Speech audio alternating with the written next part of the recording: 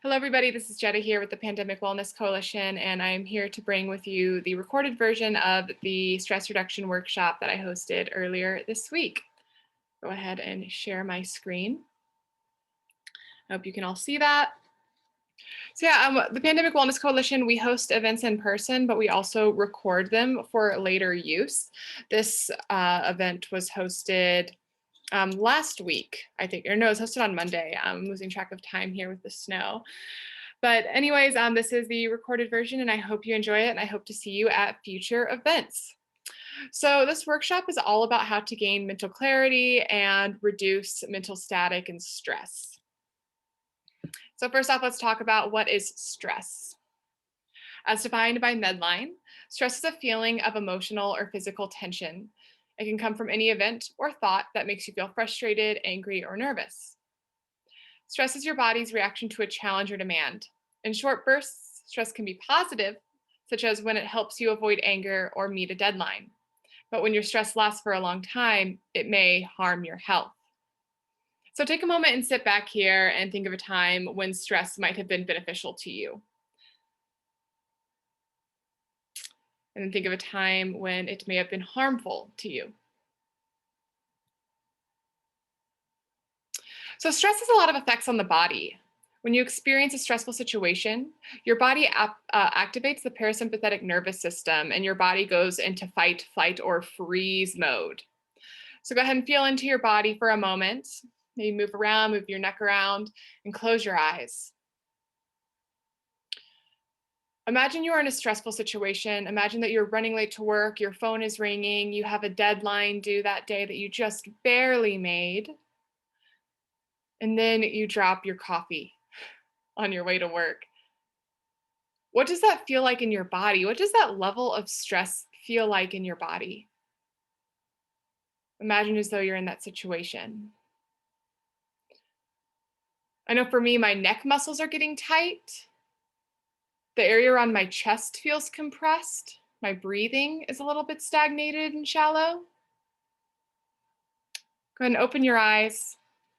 How might that have felt like to you? So when you're stressed or in a stressful situation, your heart can quicken, your blood pressure rises, your breath becomes more shallow, and your senses become sharper, and your muscles tighten. Chronic stress impacts nearly every system in your body, including your immune system and digestive processes. The body is not very good at distinguishing emotional stress from physical stress. So things like getting into an argument or becoming overwhelmed with work can be read by your body as a life or death situation when in fact you're physically safe. And then another thing is that stress can be caused by external or internal factors. External factors is if you're running late to work and you're stuck in traffic, that's something that you can't really control. But internal factors are when our thoughts seem to get ahead of us, when we start to go through this kind of mental spiral of worrying about the outcome of something or worrying about how somebody might feel about us or how somebody might perceive us. This definitely can raise anxiety levels and it can just continue to increase and build upon itself as this mental loop plays, or if it builds upon itself and becomes worse and worse. So there are a lot of ways that we can handle this stress. Due to its effects on stress on the body, we will first look at ways to calm the nervous system, as well as lifestyle factors, and then internal dialogue as a coping mechanism. So first, I want to talk about breath as medicine. In my opinion, the best way to handle a stressful situation is to deepen your breath and slow your breath down. This is especially helpful if you are in a stressful situation and you can't pull yourself out of it. Let's say you're public speaking or something like that and you're not accustomed to it, or when you have to handle something right then and right there if a problem shows itself to you. So we're going to work on something called three-chamber breathing first. And three-chamber breathing is just a way of breathing more deeply. Essentially, you imagine as though there are three chambers to your lungs. The first chamber is up here between, let's say, right underneath your shoulders, about an inch or two underneath your shoulders, up to your neck. The second chamber is right below that, across your chest. And the third chamber is where your lungs and diaphragm are. So as you practice three-chamber breathing, Let's go ahead and move through it together. Get yourself in a comfortable seated position, maybe move the flesh out from underneath you so your sit bones make contact with the chair. Go ahead and roll your shoulders back. Fall into your breath and close your eyes. Take a moment to feel the rise and fall of your breath.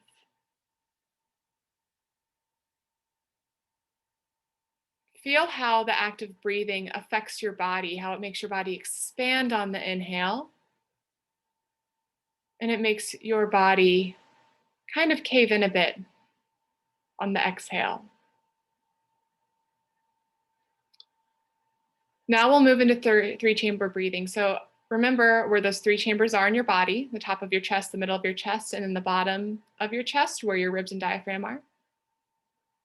And with your inhale, fill up the third chamber with air first. So feel the area where your diaphragm is expand outward. And then feel your chest expand outward after that area is full. And then at the very tip top of your inhale, you'll feel the upper part of your chest below where your neck is expand. And on the exhale, feel all of this move in reverse. So first feel the area, the first chamber, the top of your chest decrease in size as you exhale. The middle part of your chest, followed by your ribs and diaphragm area. Move through this a couple of times at your own pace. Fill each chamber with breath, moving from the bottom up. And then push the breath out, moving from the top to the bottom.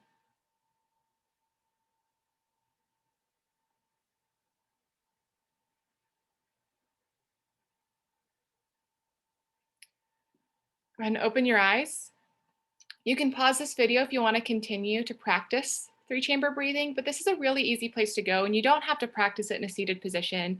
You don't have to practice it with your eyes closed. You can practice it when you're having a difficult conversation with somebody even. Just focus on your breath, bring your awareness to those three chambers, and feel the air replenish you. And then as you exhale, feel your body relax. There's another breathing exercise I want to talk about. I call it skin breathing. There might be a different name for it. But for this practice, we're going to use a bit of a visualization here. Visualizations can be extremely helpful to ease these stressful situations. So for this visual, I want you to sit back, and with each inhale, imagine it as though wind is coming into your body from every single cell in your body. Every single cell of your skin is sucking this air in. And then as you exhale, imagine that your whole entire body is making this exhale. It's breathing outward. Inhale. Every single cell in your body takes air in. Exhale.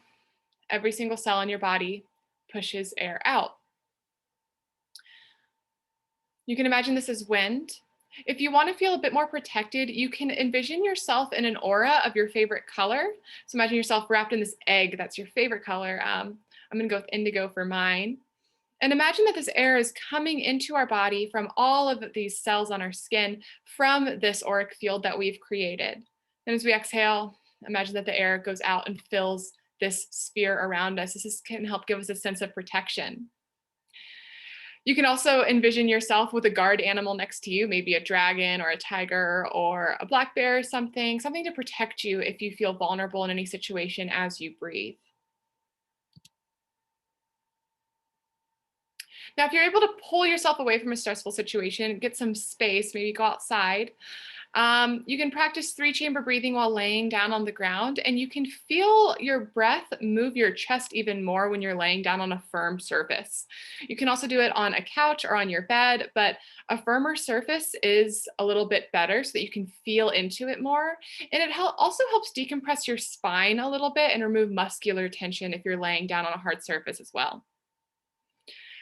Another breath practice you can practice is alternate nostril breathing. This is for this pranayama or breathwork sequence. What you would do is you take your thumb and your forefinger and you put your thumb on your right nostril and your middle finger and pointer finger on your left nostril. And you breathe in through your left nostril first. Maybe count in for 4 seconds, hold for 2 seconds, and then exhale for at least 4 seconds out the right nostril, or maybe 5 or 6 seconds if you want to elongate your exhale. That can also help calm down the nervous system. And then you inhale from the right nostril, hold your breath for 2 seconds, and then slowly exhale out the left nostril. Inhale for the left nostril, 4 seconds. Hold your breath at the top for 2 seconds. Exhale for at least 2 seconds out the right nostril. You can repeat this however long as needed. I'd recommend probably at least like 2 minutes. Now, exercise is another way to relax the parasympathetic nervous system, but this is also partially because of the breath regulation that one experiences during physical exertion. So when you're out exercising, let's imagine that we're out running, our breath is more even, more controlled perhaps, and we're also oxygenating our blood more. So that also helps calm ourselves down a bit. And it also helps relieve muscular tension, which I will talk about a little bit later. Another tool that we can use is something called EFT tapping, which stands for Emotional Freedom Technique. This is based in Chinese medicine and in meridians. And if you look at this diagram here on the left, I don't know if while it's recorded, it's going to be on the left or the right. I don't know if it flips my screen whenever you look at it. But you see all these different spots on this person's face and chest and underarms. When I've practiced this, I've mainly just practiced it on my face, but you can go ahead and tap those areas too. But what we do for EFT tapping is we stimulate these different acupressure points to help relieve stagnation and muscle tension and get energy flowing and blood flowing to these areas as well. In Chinese medicine, they would say that you get your qi flowing, which is your energy flowing throughout your body. But in Western medicine, it can be seen as relieving muscular tension or increasing blood flow. And stimulates different nerves and meridian points around your face and neck to remove stagnant energy. And studies show that EFT tapping is very impactful when treating people with PTSD. So it really helps us rewire our neural pathways in some ways as well. You can follow this diagram when you practice this, but you can also just tap intuitively wherever you feel to get energy flowing. Now, there are 5 steps for how to go about EFT tapping. So first you want to identify the issue, and for this you can write it down or you can just say it out loud in your head. But what is your baseline fear? What is something that is causing you anxiety? Maybe you're worried about how your work performance went. Maybe you're worried about an argument you had with your partner. It could be any of those things or anything else. But write down in the most simple way what your baseline fear is. What is it that is contributing to your heightened levels of anxiety? And then test the intensity. Ask yourself on a scale of 1 to 10, how bad is this bothering you? 10 being the worst. So let's say, oh, you can't even handle it. This is some of the most emotional pain that you've been in. That'd be a 10. 1 is pretty chill, relaxed. I'd say most times when I experience anxiety, I would say that it's around like 6 or 7. But answer this intuitively for how much this is bothering you. And again, this can change with different fears that might come up. Number 3 is the setup. Create a phrase that helps you acknowledge the issue and accepts yourself despite the problem. So it can be something like, I'm afraid that my work performance didn't go well, that my program didn't go well, but I acknowledge and accept myself that I did the best that I could.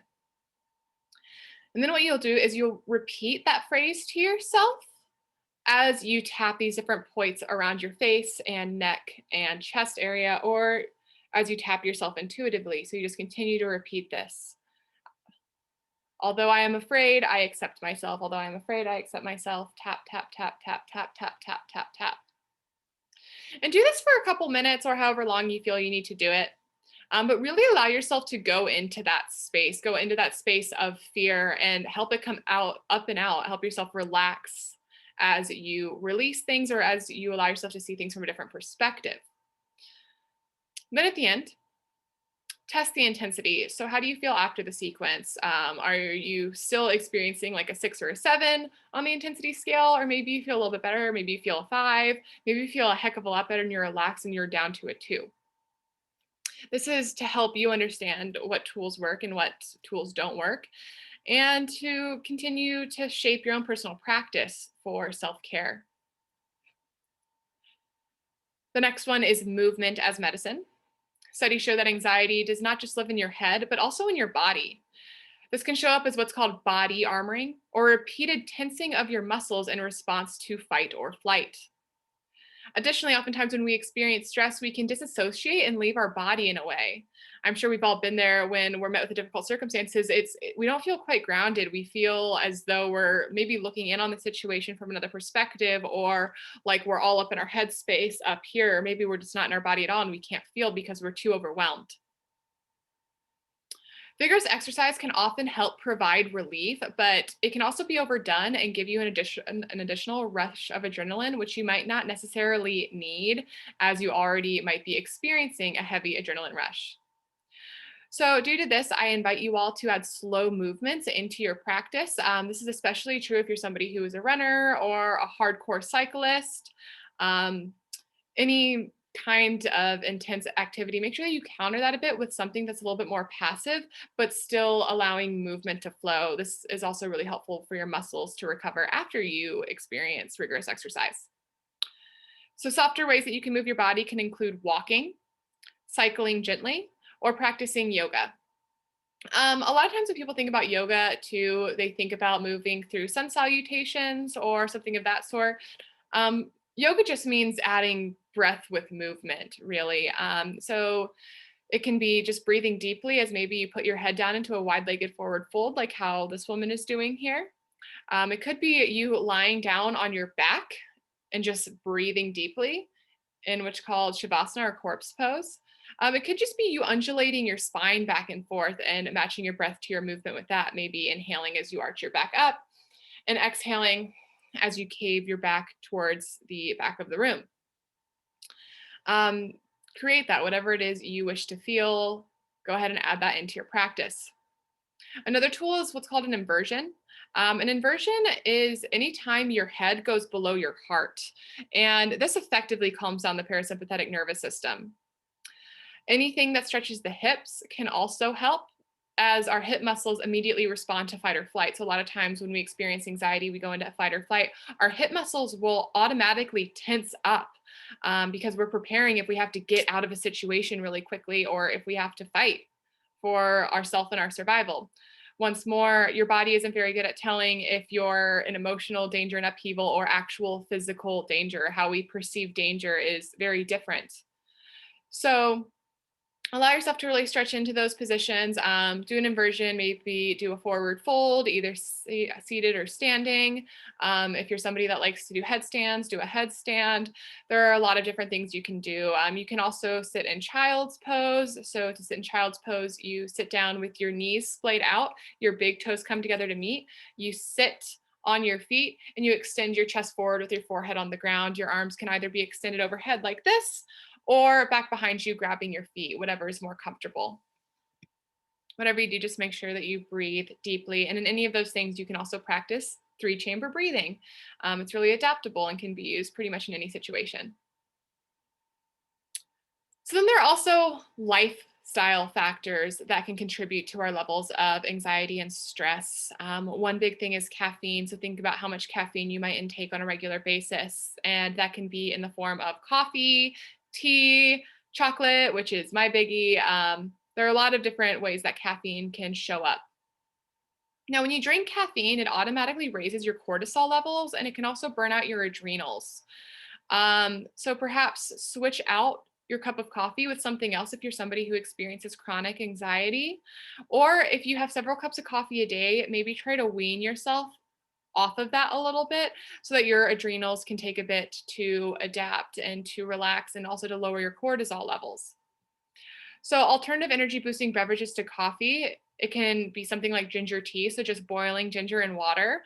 And then you can add a little bit of honey and a little bit of lemon to make it more palatable as well and to add a little bit more dimension into the flavor. This is really energizing and it also boosts your circulatory system. So it does get energy flowing. It's not quite as intense as a cup of coffee, but it's something that can help, especially as you wean yourself off of caffeine and your tolerance changes. A large glass of water can also help. And I mean like a large glass of water, like perhaps a big mason jar of water can also help get energy flowing and can help you feel more invigorated and relaxed as you hydrate yourself. A smoothie with blueberry and dates, which are heavy in natural sugars, which can help boost you a bit. Or maybe even just like a lighter caffeinated beverage. If you're somebody that drinks black coffee all the time, maybe switch it out for some green tea. Steering clear of simple carbs also help because of the way that they raise your blood sugar levels. And replacing them with clean whole foods instead can help. So foods like pumpkin seeds and spinach, those are foods that have been shown to lower cortisol levels within the body. So maybe if typically for lunch you have a sandwich on white bread, maybe switch it out for a salad with pumpkin seeds, maybe cook yourself something with spinach. There's some really good spinach curry recipes that I recommend that I make a lot. Yeah, and find ways to incorporate other more whole grains into your diet as well. Maybe switch out white bread for whole wheat bread, maybe switch out white rice for brown rice and the like. The last thing that I want to talk about is internal self talk. Now, when we are caught up in an anxious moment, it can be easy for us to get what I like to call stuck in a loop when anxiety strikes. And that is repeating the same negative thought over and over and over again. So if you're running late, just saying, I'm late, I'm late, I'm late, I'm always late, I'm always late, I got to get there. So you see how that's a loop? You're just saying the same thing to yourself over and over and over again. It can help work into your body, make you more tensed, more stressed, again, raise your cortisol levels, burn out your adrenals and the like. So next time you're met with a stressful situation, practice your breath work, but also take a moment to listen to your own internal dialogue and to what you're saying. We have so many thoughts going on in our head all the time, and most of them are the same thoughts repeated. And we might not always process this consciously because we might be performing a task or we just haven't cultivated the ability to be able to listen to these thoughts yet. Maybe we're easily distracted. Maybe we're listening to a lot of music. We don't hear ourselves as much. But take yourself a moment to sit back and just listen to what your thoughts are saying because that's what you're programming to yourself on a subconscious level.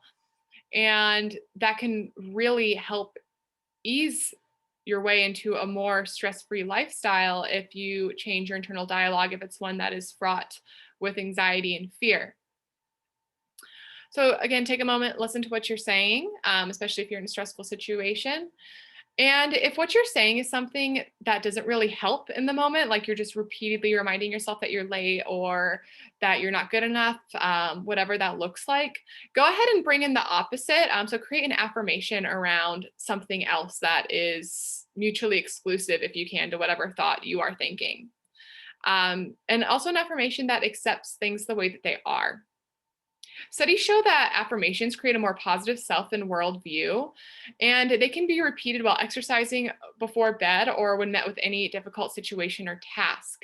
But the thing is, the key with affirmations to creating a more positive worldview, to creating a more positive self view, is that we have to continue to practice them, continue to repeat them to ourselves. So put this into something that you do every single day, like brushing your teeth, taking a shower, maybe stretching a bit. If you're going to add that into your practice, again, don't overwhelm yourself though. These are a lot of tips that we're having here. Take one or two of them at a time. Come back to this video if you want to be reminded of different things that you could add into everyday life to help decrease these stress levels, to help add tools to your toolkit. We don't want to overwhelm ourselves. We want to take things bit by bit by bit by bit because we really cultivate change slowly within ourselves. And it can be easy to burn ourselves out when we try to put in too much at once. We need to be easy with ourselves here and show compassion. So when it comes to affirmations, something that can also help is not saying anything in a negative way. So let's say you're in a stressful situation and you are saying something along the lines of, I can't do anything right. I can't do anything right. I can't do anything right. And you're just repeating that to yourself. And that's your loop. Don't say, I can't not do anything right. Bring in something that's more positive and say instead, I am working the hardest I can. I am achieving things to the best of my ability. I am working in honor with my truth. Something like that. Try to avoid words like no, not, anything that's negative. Replace it with something that's positive and ingrain that into yourself, ingrain that into your self view. Anyways, that is it for the stress management workshop today. I hope you all enjoyed, and I hope to see you at some more of the Pandemic Wellness Coalition's events. Our February 1st newsletter is coming out here in a couple days on, you guessed it, February 1st. And I hope to see you all at some of our lovely events. And I hope some of these videos are helpful to you. Okay, bye-bye. Thank you.